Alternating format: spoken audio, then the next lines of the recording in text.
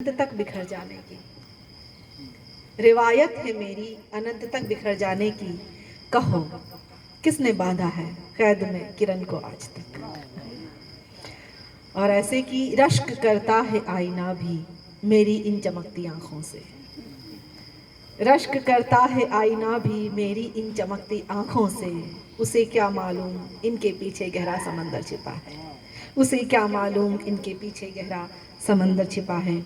और यहाँ अभी बहुत सारे रूप रस की वर्षा हुई है, बहुत सारे रंग यहाँ कविताओं के बिखरे हैं और हमने उन सब का रसास्वादन किया है। अब मुझे समझ में नहीं आ रहा कि मैं क्या प्रस्तुत करूं, फिर भी मैं सांवरे से कुछ पंक्तियां रखना चाहूँगी कि राधा और कृष्ण पर कुछ लिखा है। उसमें से बहुत छोटी सी कम पंक्तियां मैं रखती हूँ कि जब कृष्ण भगवान मथुरा चले जाते हैं और राधा और साथ में कई सारी गोपियाँ वहीं रह जाती हैं, तो कृष्ण उनको संदेश भेजते हैं भ्रमर के माध्यम से कि तुम योग में रम जाओ अब और प्रेम को छोड़ दो।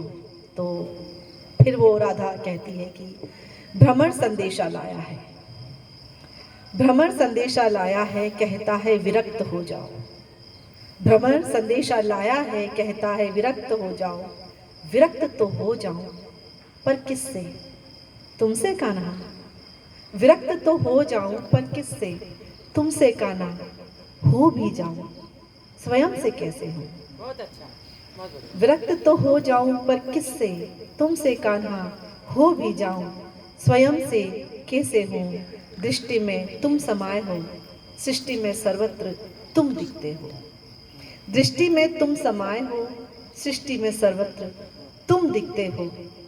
अनुरक्त में तुमसे रही, अनुरक्त में तुमसे रही आसक्त स्वयं पर हो गई।